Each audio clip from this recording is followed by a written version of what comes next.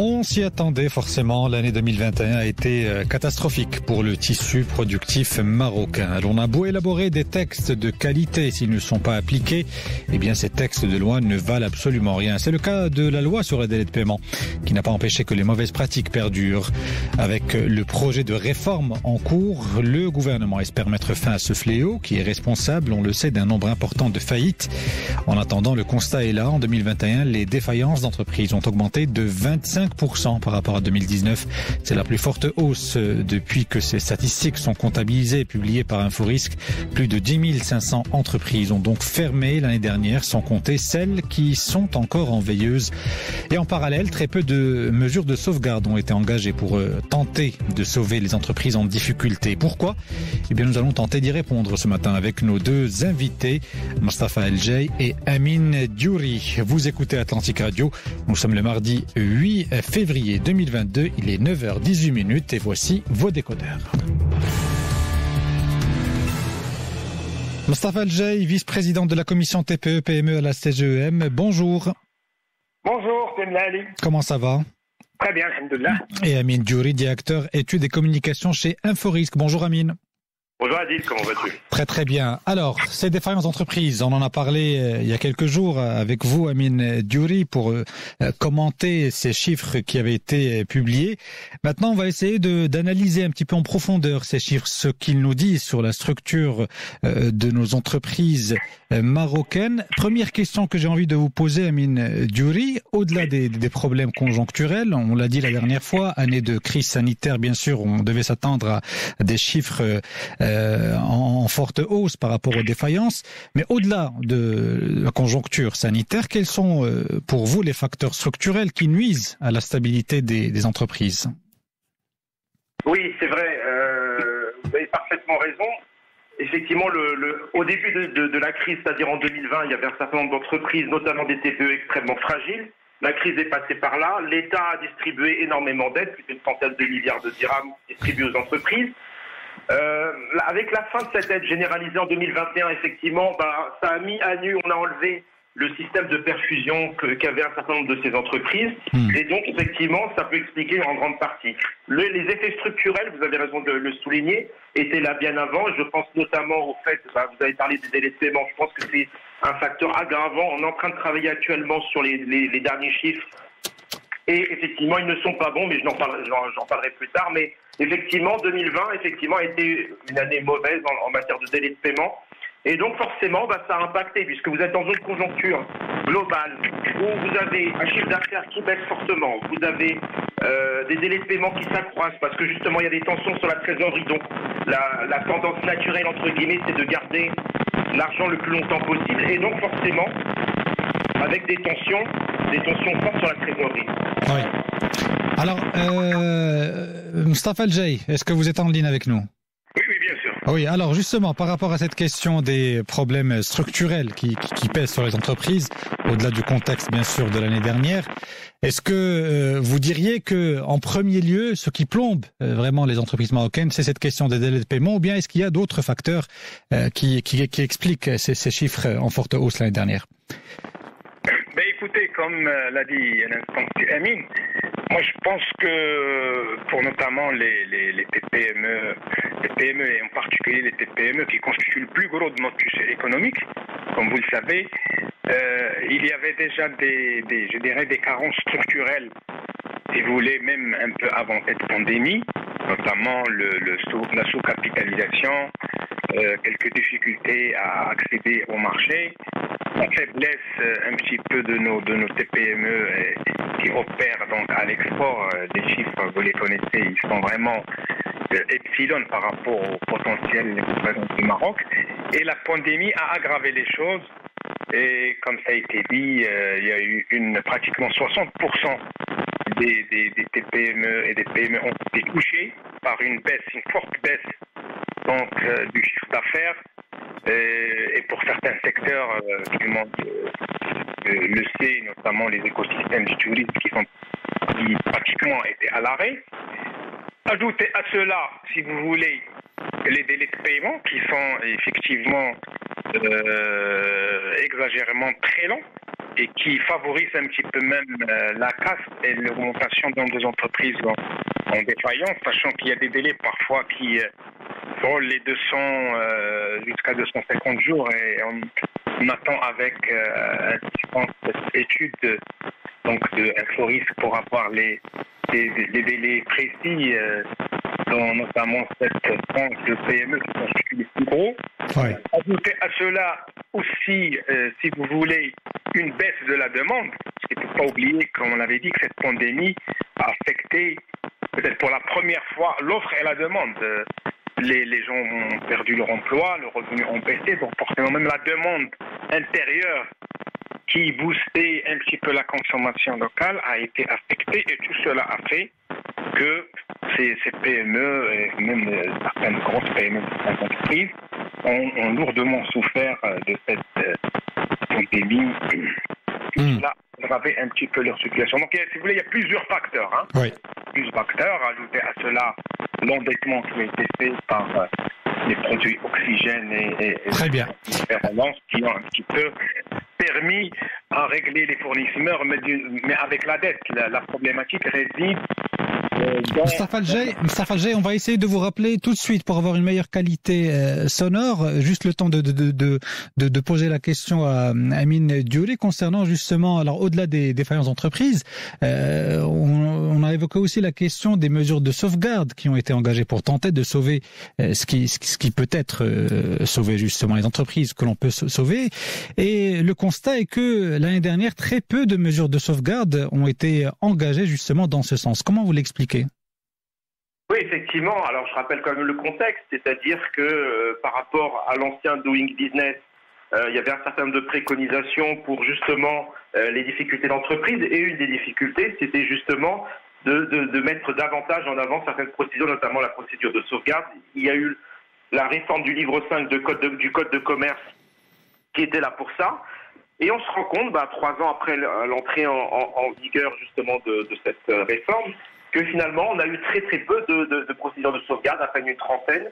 Et on se rend compte finalement que 99% des entreprises défaillantes, ce sont des entreprises en liquidation, c'est-à-dire des entreprises cliniquement mortes.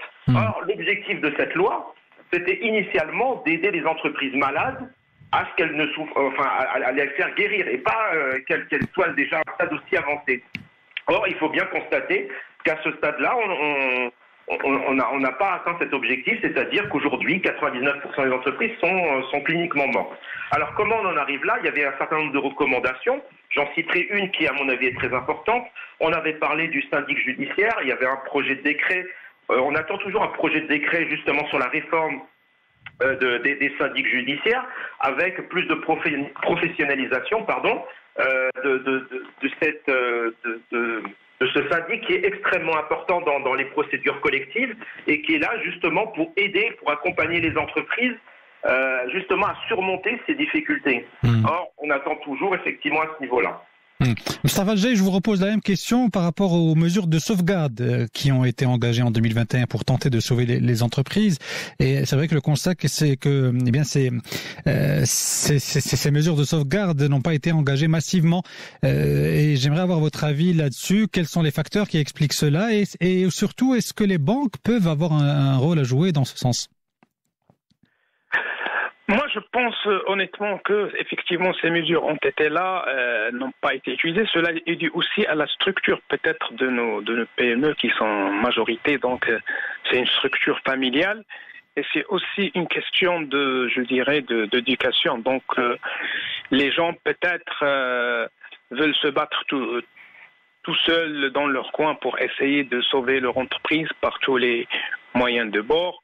Bon, les banques, comme vous savez, ont mis en place des mécanismes de restructuration pour essayer de sauvegarder ces entreprises par donc un fonds qui s'appelait Fonds de restructuration garanti par la CCG avec un taux d'intérêt de 2% pour essayer de faire du reprofilage, notamment prendre tout ce qui est en cours de crédit à court terme et le remonter en haut de bilan.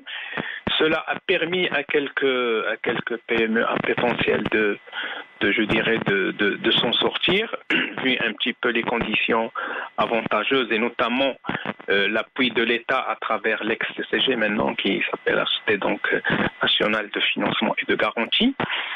Et à mon sens, c'est plus dû au profil un petit peu du chef d'entreprise PME qui peut-être ne connaît pas très bien les procédures, ou on n'a pas beaucoup communiqué dessus, on n'a pas beaucoup vulgarisé.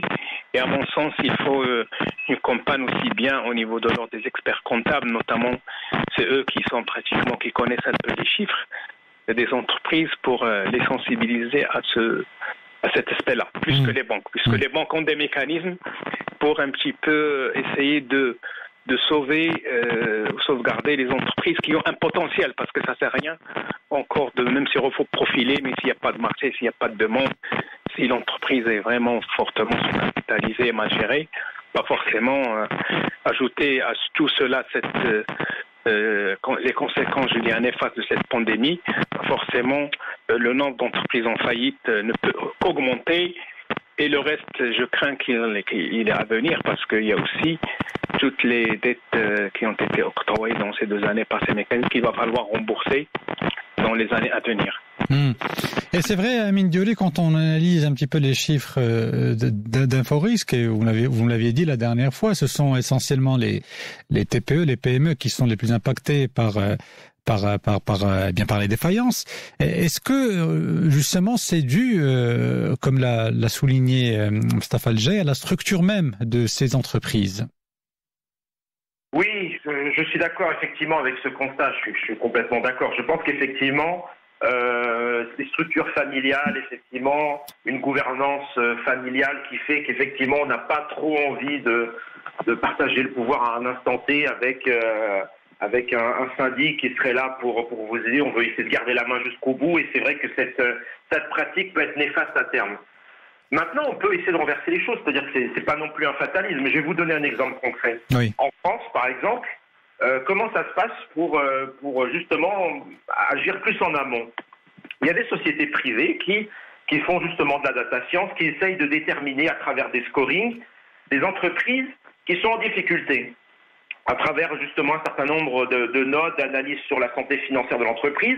Une fois qu'elles ont détecté ces entreprises fragiles, elles envoient justement le nom de ces entreprises aux tribunaux de commerce en leur disant « Attention, ces entreprises-là, elles sont un peu fragiles. Il faudrait peut-être les aider. » À ce moment-là, le tribunal de commerce prend contact avec cette entreprise, lui propose un certain nombre de discussions, mettre en place une procédure justement pour agir beaucoup plus en amont. Et effectivement, ce qui explique aussi que les procédures de sauvegarde en France, les procédures beaucoup plus en amont, marchent beaucoup mieux là-bas que ça n'est le cas ici. Alors effectivement, je suis d'accord qu'il faut davantage de communication vis-à-vis des chefs d'entreprise pour leur dire, écoutez, n'attendez pas que ce soit trop tard pour qu'on vous aide. Ça, c'est le premier message. Et le deuxième message, c'est qu'effectivement, la data et la data science est aussi là pour aider les tribunaux de commerce justement à détecter plus en amont ces entreprises en difficulté et ne pas laisser que la situation dégénère tellement qu'on ne puisse plus les sauver à un instant T. Très bien.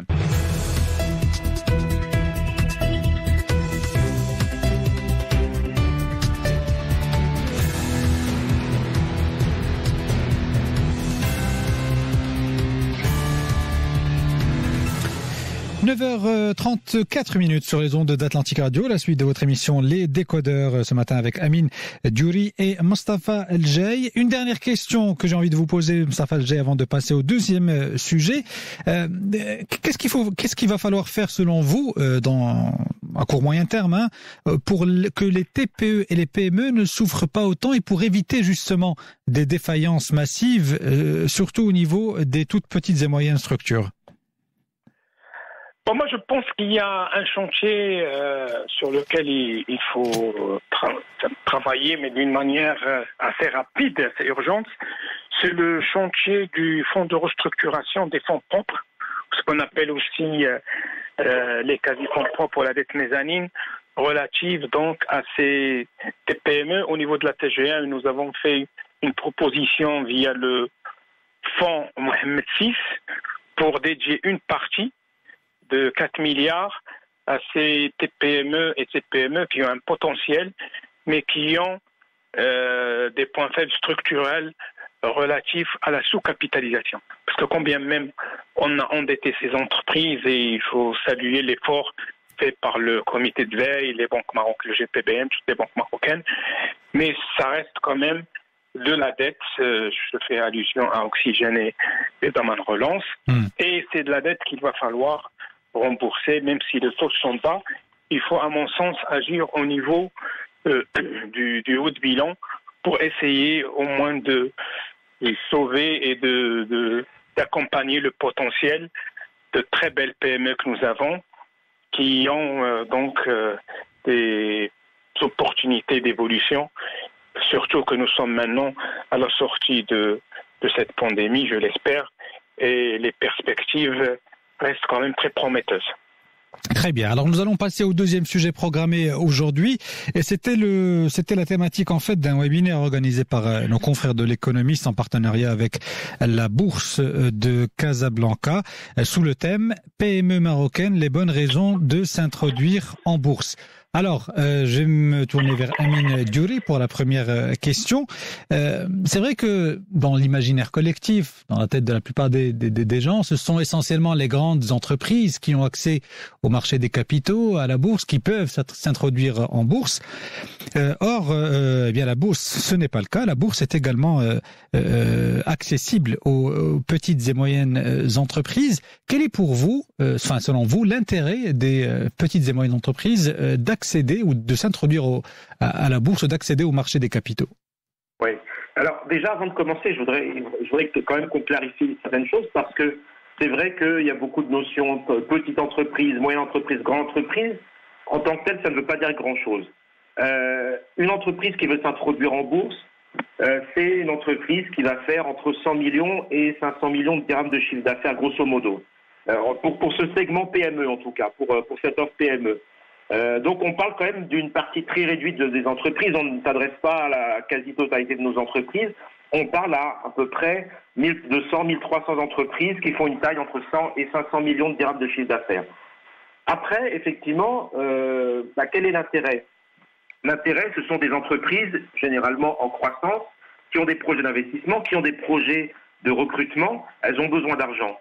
L'argent, effectivement, on le trouve de deux façons. Soit on va voir son banquier et effectivement, ça va faire monter le ratio d'endettement de l'entreprise avec des charges d'intérêt qui peuvent être difficiles à supporter.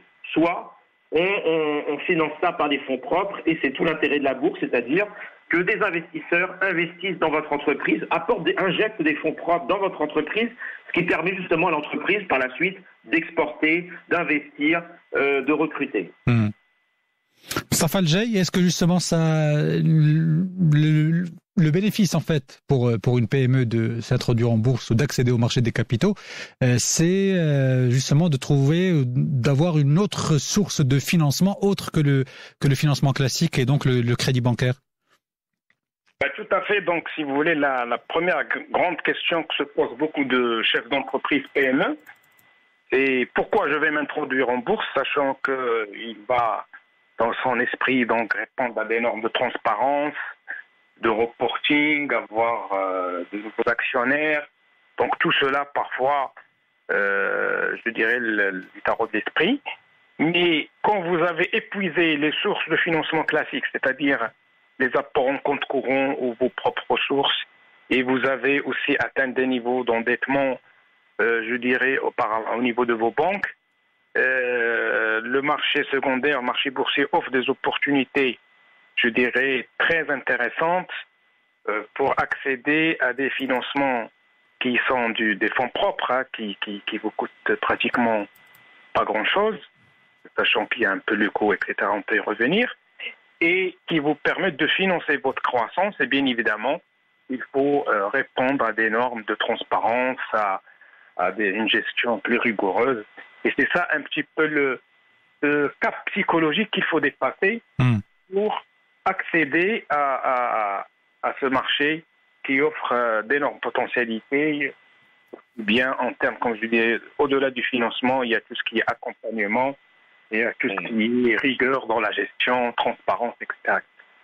Est-ce que vous diriez, Amine Diouri, qu'aujourd'hui au Maroc, les conditions justement d'introduction en bourse pour les PME sont favorables, ou est-ce qu'il y a des difficultés quand même pour y accéder? Non, je pense que le problème n'est pas tant l'accession au marché. Le directeur de la bourse a très bien dit aujourd'hui, la bourse fonctionne très bien, elle est en pleine croissance, donc le problème n'est pas tant l'accès. Et en plus, pour ce segment PME, j'ai cru comprendre que l'introduction était gratuite. Donc le problème, il n'est pas là. Effectivement, comme l'a dit Moustapha à l'instant, c'est que effectivement, moi, je vois quand même deux avantages. Le premier avantage pour l'entreprise, c'est évidemment, ça permet à l'entreprise d'être accompagnée par une expertise, parce qu'il faut voir que les investisseurs financiers apportent du réseau, un réseau de connaissances d'entreprises qui peuvent leur ouvrir des perspectives au Maroc, mais aussi à l'international, leur apportent de l'argent, leur apportent des conseils sur la gouvernance, sur la stratégie, etc. Donc c'est très bénéfique justement pour l'entreprise qui s'introduit en bourse. Ça oblige les entreprises à des règles de transparence, à des règles de gouvernance, parce que qui dit gouvernance dit que on passe à un autre statut, on n'est plus une SARL, mais on est une société anonyme avec des organes de décision, aussi des règles d'information vis-à-vis des actionnaires. Donc tout ça est bénéfique, ça permet de structurer justement une partie de cette PME en croissance. Et quand même, il faut rajouter l'objectif ultime de tout ça, c'est de faire qu'une PME en croissance devienne un jour une grande entreprise et une locomotive de l'économie marocaine. Mais c'est vrai que, Moustapha Al Jaid, tout à l'heure, vous avez évoqué, quand on parlait justement des défaillances d'entreprises, vous avez évoqué justement la structure même des PME qui favorise en quelque sorte l'échec ou l'effondrement du projet. Est-ce que justement, comme l'a souligné brièvement Amin Diouli, le fait de s'introduire en bourse ou d'accéder au marché des capitaux, ça peut aider justement ces structures à mieux se structurer et à améliorer leur gouvernance? Tout à fait, c'est aussi dans le package, c'est-à-dire que vous avez accès, d'abord avant d'accéder un peu, parce que n'oubliez pas que vous avez accès à l'épargne publique, donc il y a la MMC qui est là pour veiller à ce que ça soit fait par des entreprises structurées, donc il y a déjà des préalables avant d'atteindre ce niveau-là, et je pense que si Amin a donné un chiffre en disant qu'il y a pratiquement 1000 à 1200 entreprises qui font entre 100 et 500 millions dirhams de chiffre d'affaires, donc ce qu'on appelle les middle market, donc c'est des entreprises de taille intermédiaire qui ont une certaine structure, qui ont une certaine base, parce qu'ils vont accéder à l'épargne publique. Et pour accéder à l'épargne publique, il y a des prérequis. Dans ces prérequis, donc, il y a d'abord si vous voulez, une gestion rigoureuse, il y a de la transparence, il y a également des fondamentaux et des ratios auxquels les financiers veillent un petit peu pour vous permettre d'accès à ce marché. Et bien évidemment, comme je l'ai dit tout à l'heure, cette collecte d'épargne des particuliers et des entreprises va renforcer vos propres et va remédier un petit peu au point faible que nous avons évoqué tout à l'heure, mais cela doit concerner des entreprises d'une certaine taille, encore une fois. Parce que si nous avons 1000 entreprises éligibles, si on ne prend que 10%, c'est déjà pas mal. Oui. Sachant qu'actuellement, le nombre d'entreprises cotées en bourse est en deçà de 100 entreprises. Donc il y a encore du potentiel, mais il faut être très vigilant parce qu'on a affaire à l'épargne publique. Et malheureusement, on a eu quelques cas d'échec. Je ne vais pas donner plus de détails ici. Et donc il faut quand même veiller à l'épargne publique pour que les entreprises et les particuliers et le citoyen aient confiance dans le marché boursier. C'est vrai qu'il faut quand même avoir des cas qui sont quelques cas. Bon, le cas de la Samir est sur la place publique, mais vous en parlez avec beaucoup d'épargnants. Il gagne beaucoup d'amertume sur ce cas-là. Et d'autres que je ne veux pas citer, mais le cas de la Samir, il est connu sur la place publique. Ouais. C'est vrai qu'il faut garder quand même, avoir des garde-fous pour éviter ce genre de problème. Donc, j'ai envie de dire que même avant d'intégrer le marché boursier, c'est vrai que les PME doivent avoir un minimum de structuration au sein de l'entreprise pour justement éviter tout problème, Amin Diouli. Oui, tout à fait, c'est un préalable. C'est-à-dire que une entreprise qui est candidate à la bourse, elle ne rentre pas tout de suite en bourse. Alors, déjà, elle a besoin d'un accompagnement, et c'est ce que va faire la bourse. Donc, je pense qu'elle a prévu tout un pack, justement, accompagnement de l'entreprise pour qu'elle soit prête le jour J à l'introduction en bourse. Et je pense qu'il faut aussi nuancer aussi cette partie-là, parce que de ce que j'ai compris, l'appel public à l'épargne, au début, en tout cas pour ces PME-là, ne concerne que des investisseurs professionnels. On ne parle pas de l'investisseur lambda comme vous et moi qui voudrait acheter une action en bourse. On parle de professionnels de la finance qui prendraient des participations dans ces PME. Moustapha Jay, juste une question justement sur le marché boursier. C'est vrai que on dit souvent que le marché boursier marocain est caractérisé par peu de dynamisme, si j'ose dire, comparé à d'autres pays semblables au Maroc. Est-ce que vous partagez cet avis-là et qu'est-ce que ça nous dit justement sur notre tissu productif et économique? En fait, vous savez, le marché boursier, il suit un petit peu, je dirais, l'évolution économique du pays. Donc, on a eu des années d'euphorie au début, où on a un peu initié les particuliers à goûter un petit peu à cet aspect-là. Et il y a des gens donc, qui ont quand même fait de très bonnes plus-values et des rendements assez intéressants par rapport au rendement classique. Maintenant, avec la conjoncture qu'on a connue ces derniers temps, il y a une accalmie parce que, comme je vous disais, il y avait beaucoup de wait and see et surtout les petits porteurs étaient un petit peu très vigilants. Nous avons eu une belle opération récemment qui a connu un très grand succès et un engouement, je dirais, impressionnant auquel personne ne s'attendait puisque le marché était assoiffé et ça redonne confiance donc aussi bien aux institutionnels que petits porteurs. Parce qu'il faut surtout, l'idéal serait d'initier les épargnants, comme a dit Amine, comme vous et moi, les particuliers, qui doivent un petit peu recycler leur épargne dans le financement de l'économie à travers le marché boursier. La dernière opération a laissé une très bonne impression. Et je pense, moi, avec cette sortie, Inch'Allah, de cette pandémie et toutes les perspectives de l'économie marocaine pour les années à venir, les prochaines IPO, je pense qu'elles seront très prisées par. Je parle surtout des particuliers et des petits épargnants qui assoiffés et qui s'attendent à de nouvelles opérations pour faire des opérations de rendement assez intéressantes par rapport au rendement classique qui est très faible, qui est très bas.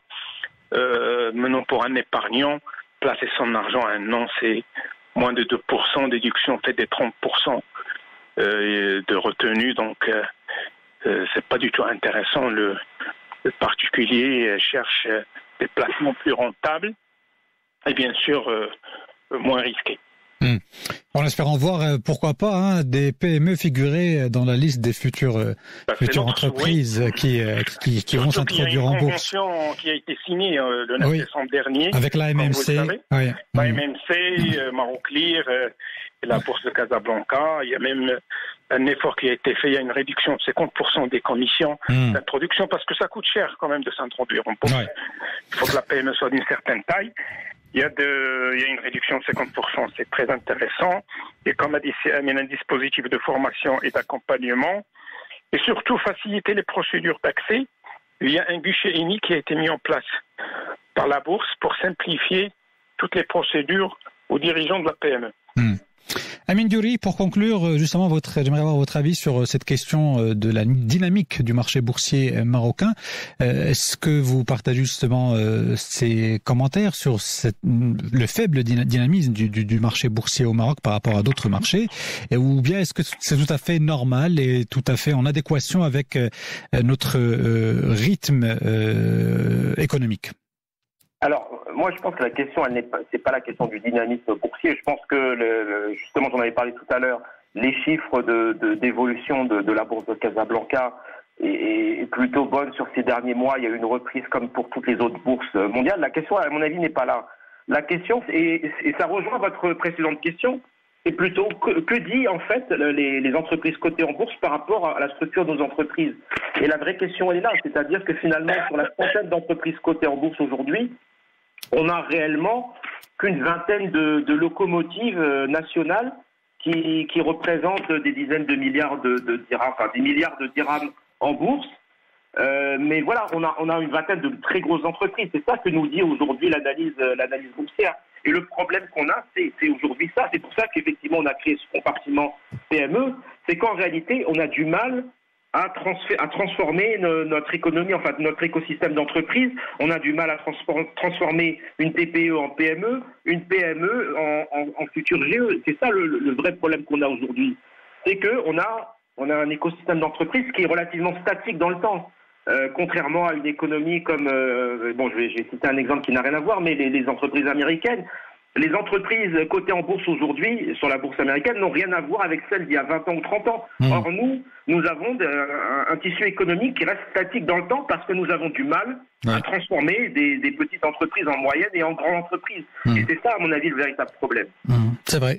Je partage complètement cette analyse. Effectivement, la structure des entreprises au Maroc, j'ai envie de dire, elle n'a pas bougé au cours des dernières années, contrairement à d'autres pays où effectivement des petites structures, des moyennes structures deviennent des grands groupes au fil des années. Dernière question.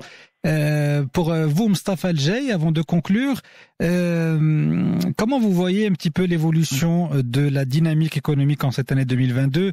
Vous savez que la croissance est étroitement liée à la pluviométrie, à la campagne agricole. On attend toujours des pluies en ce début d'année. Comment vous voyez un petit peu l'évolution de la dynamique économique, surtout celle des TPE et PME ? Écoutez, je pense qu'on en a parlé il y a quelques semaines avec vous sur ce plateau même. Malheureusement, on aura un peu de pluie pour sauver ce qu'il y a lieu de sauver, mais je pense que l'année va être relativement difficile. On est en train de sortir de cette pandémie progressivement.